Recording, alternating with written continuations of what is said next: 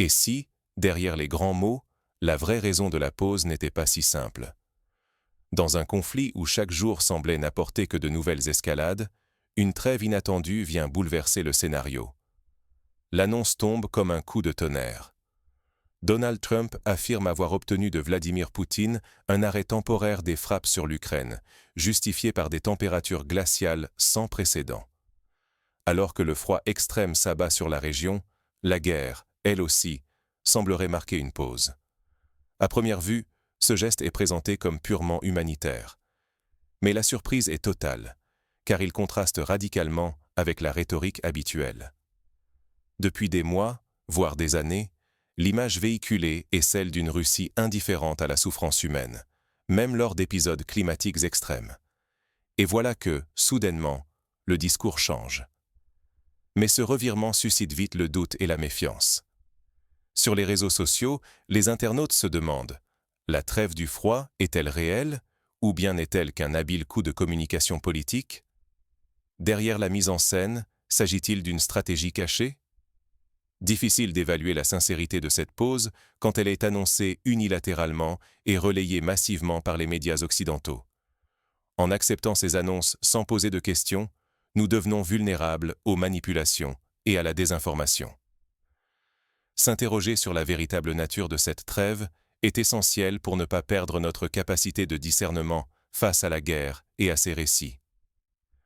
Voyons maintenant le contexte qui entoure cette annonce et pourquoi elle a autant surpris.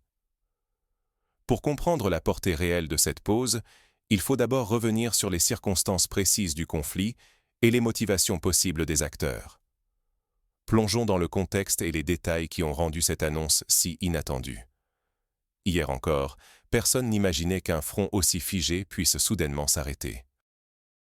Depuis des mois, la guerre ne connaît que des escalades et des surenchères, sans jamais offrir la moindre pause. Les frappes et les répliques se succèdent, dessinant un tableau d'impasse où chaque accalmie semble impossible. Mais un nouvel élément a bouleversé cette logique. Un froid d'une intensité historique frappe simultanément plusieurs grandes villes. Les températures sont si basses que les réseaux de chauffage, l'électricité et même l'eau deviennent précaires. Pour la population civile, le danger ne vient plus seulement des bombardements, mais aussi de la rigueur de l'hiver, qui transforme chaque panne en véritable crise humanitaire. C'est dans ce contexte que Donald Trump, l'ancien président américain, annonce avoir obtenu une pause temporaire des frappes pour raisons humanitaires.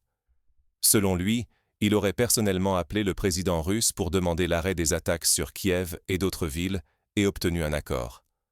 Cette déclaration fait l'effet d'un séisme. Jamais, depuis le début du conflit, une trêve même brève n'avait été annoncée de façon aussi spectaculaire. Aussitôt relayée par les médias du monde entier et débattue sur tous les réseaux sociaux, la nouvelle sème le trouble. Est-ce réellement un geste de compassion ou une manœuvre politique habile? Certains y voient un signe d'espoir, d'autres un simple coup de communication destiné à redorer une image. Ce qui est certain, c'est que cette annonce ne ressemble à rien de connu dans la dynamique du conflit. Elle brise le rythme de l'escalade, provoque la surprise et force toutes les parties à réagir.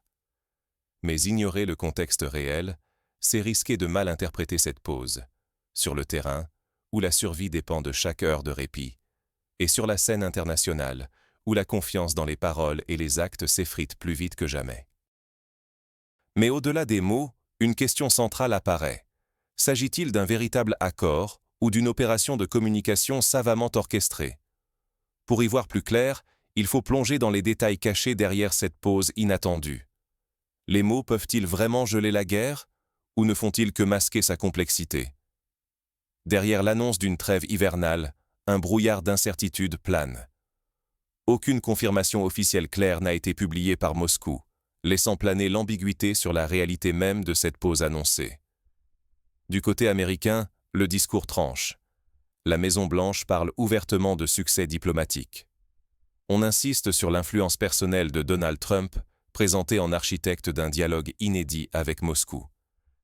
La presse américaine célèbre ce geste comme la preuve vivante de la capacité de Washington à imposer sa volonté, même dans les conditions les plus extrêmes.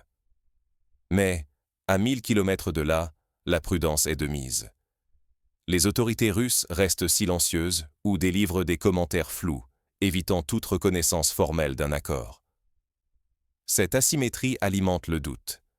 S'agit-il d'un vrai compromis ou d'une opération de communication destinée à la scène internationale? Il ne s'agit d'ailleurs pas d'une première. Dans l'histoire récente du conflit, des pauses humanitaires annoncées ou imposées ont souvent donné lieu à de vives polémiques. D'un côté, annonces de cessez-le-feu relayées en grande pompe.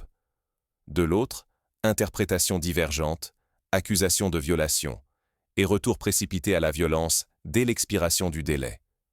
Le correspondant militaire Alexandre Kotz va droit au cœur du problème. Il pointe l'absence totale de détails.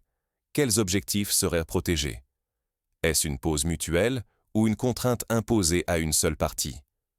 Silence radio.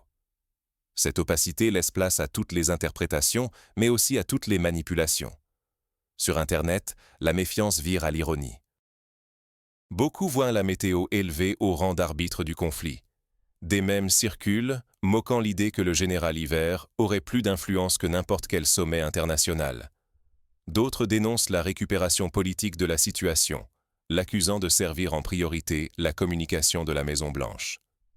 Car au fond, nombreux sont ceux qui soupçonnent que l'annonce vise d'abord à renforcer l'image de Donald Trump auprès de son électorat.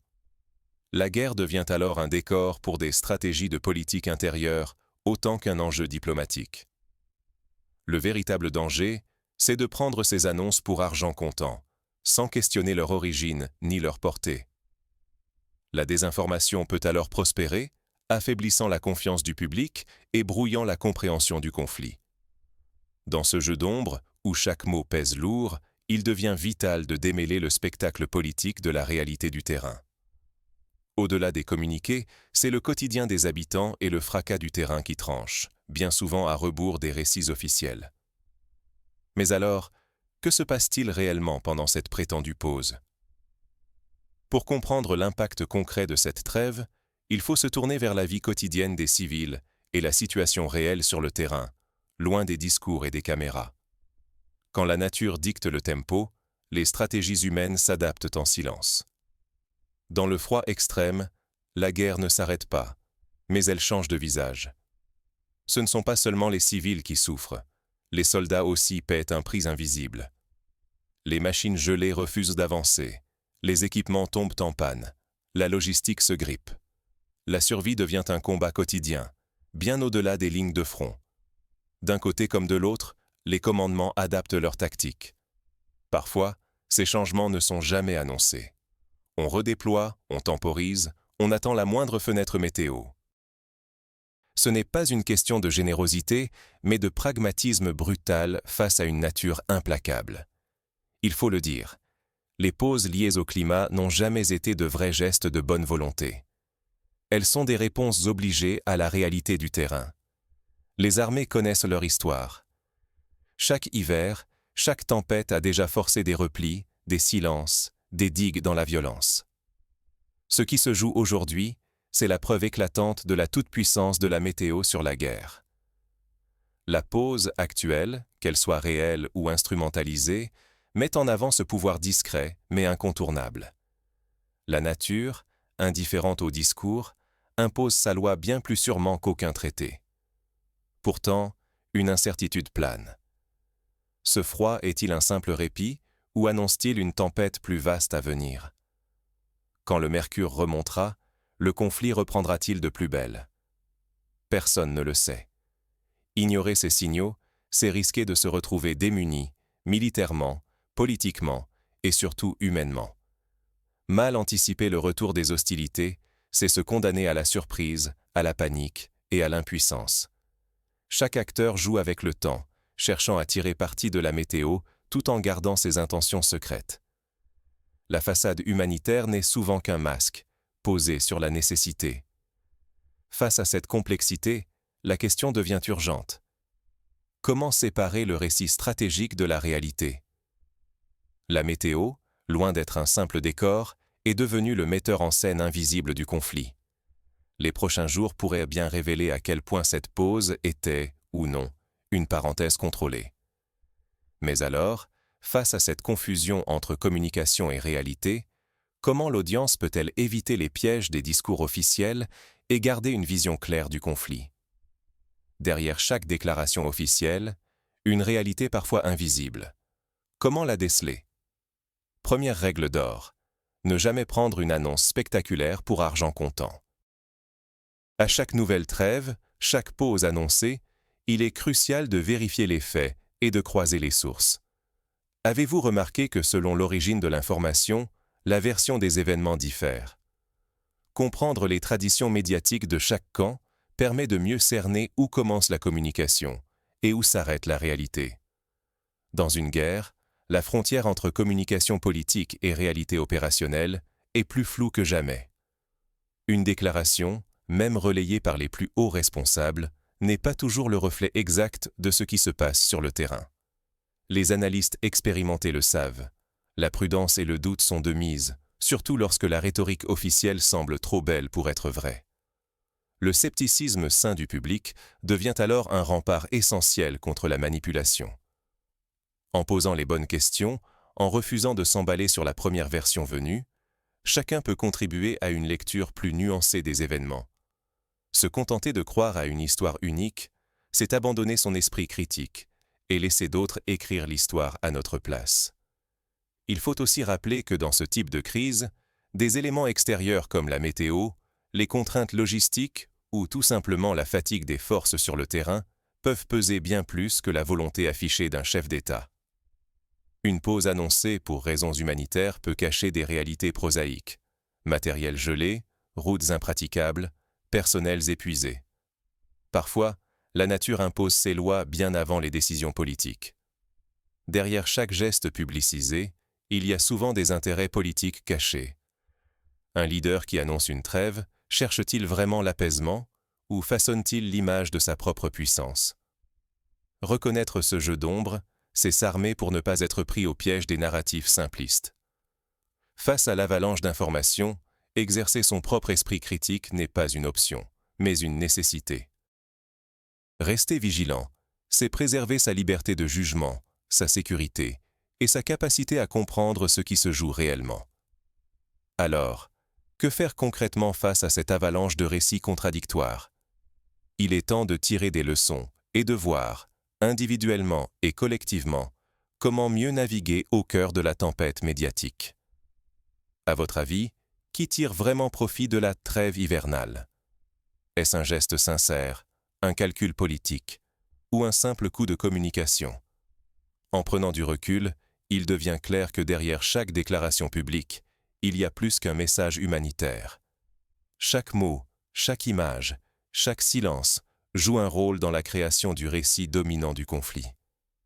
En apparence, on parle de compassion face au froid, de population à protéger. Mais en réalité, la météo sert aussi de prétexte et d'opportunité pour influencer la perception des événements, ici comme à l'étranger.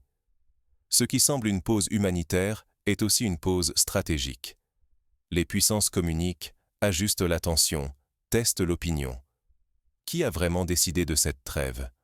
À qui profite l'incertitude? Ceux qui contrôlent le récit contrôlent en partie le terrain. La réalité est rarement binaire, rarement résumée par un tweet ou une allocution officielle. Face à ce brouillard, il nous revient à tous de décrypter, d'analyser, de douter. Rester passif, c'est accepter que d'autres décident pour nous de notre compréhension du monde. S'engager, c'est choisir de ne pas se laisser manipuler par la mise en scène médiatique et politique. Alors, votre regard sur ce conflit a-t-il changé en voyant comment météo, diplomatie et communication s'entremêlent?